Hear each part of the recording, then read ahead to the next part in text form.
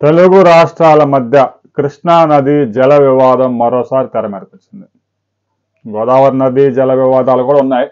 అయితే ఆ నది మీద పెద్దగా భారీ ప్రాజెక్టులు ఇంకా పూర్తి కాలేదు కాబట్టి ప్రస్తుతానికైతే వివాదం లేదు.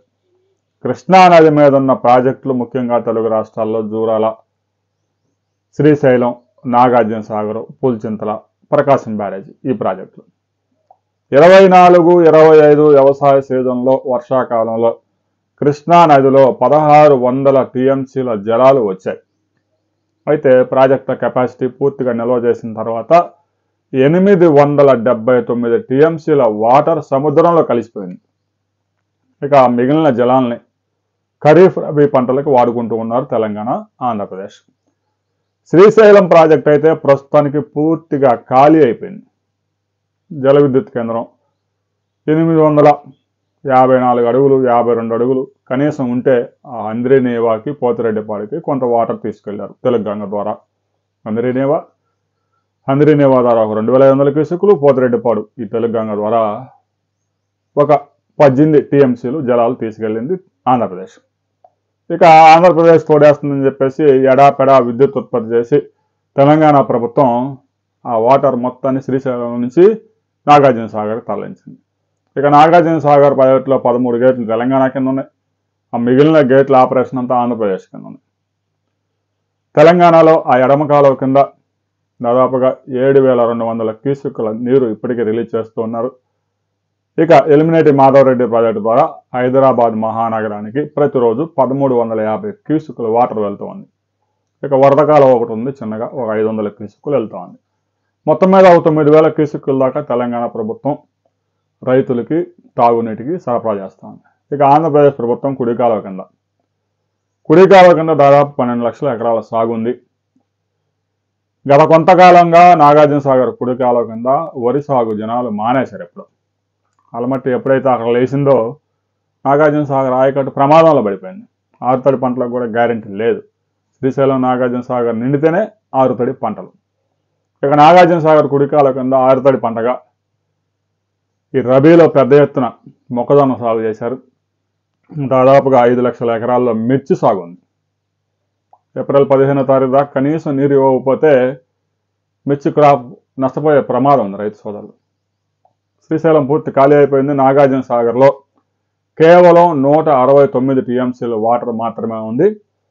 అది కూడా పూర్తిగా వాడుకోవడానికి అవకాశం లేదు.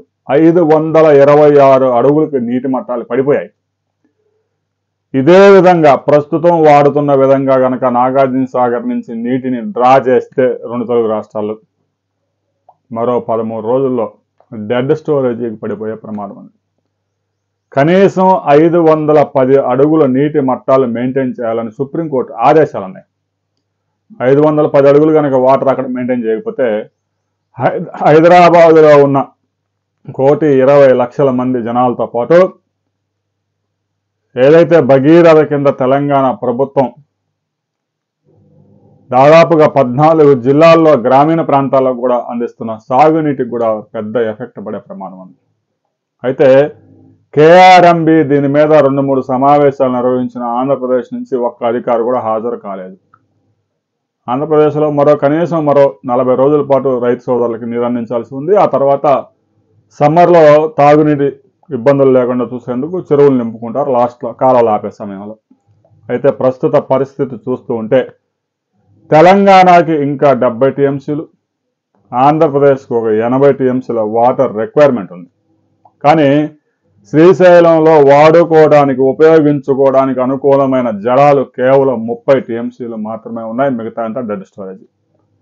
ఆ మిగిలిన 510 అంతకంటే కింద ఉన్న వాటర్ని హైదరాబాద్ తాగునీటి అవసరాలకి దాదాపుగా 4 నెలల పాటు ఉపయోగించుకోవాలి.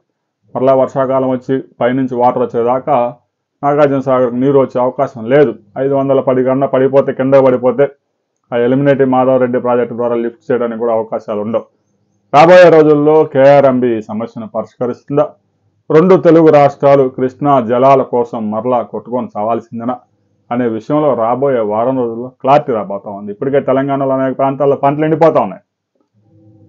ఎడమ కాలువ కింద వరి సాగు చేసిన రైతులు పశువుల్ని మేపుకుంటూ ఉన్నారు.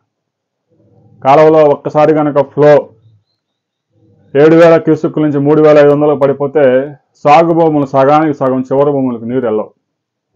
ఆ ఫ్లోటింగ్ లేకపోవడం వల్ల, ఆ ఫ్లో ప్రవాహం తగ్గిపోవడం వల్ల రైతు సోదరులకు, చివరి భూములకు, రైతులకు నీరు అందడం లేదు. ఉన్న పంట కూడా చేతికి దక్కే అవకాశాలు కనిపించడం లేదు. ఒకవైపు విద్యుత్ కోతలు, మరొక వైపు సాగునీటి కొరత. రాబోయే 40 రోజుల్లో తెలుగు రాష్ట్రాల్లో ప్రభుత్వాలు భారీ సమస్యను ఎదుర్కోవాల్సి ఉంటుంది. రైతు సోదరులు అయితే పంటలు ఎండిపోతే రోడ్డెక్కే ప్రమాదం ఉంది. ఇప్పటికే తెలంగాణలో ప్రమాద గంటికలు మోగుతా ఉన్నాయి. రాబోయే రోజుల్లో ఆంధ్రప్రదేశ్లో కూడా ఆ పరిస్థితి దాపురించే ప్రమాదం ఉంది. సాగు నీరు రైతు సోదరులకు ఎప్పటి వరకు అవసరం ఉంటుంది అనే విషయాన్ని ప్రతి రైతు కామెంట్ చేయండి.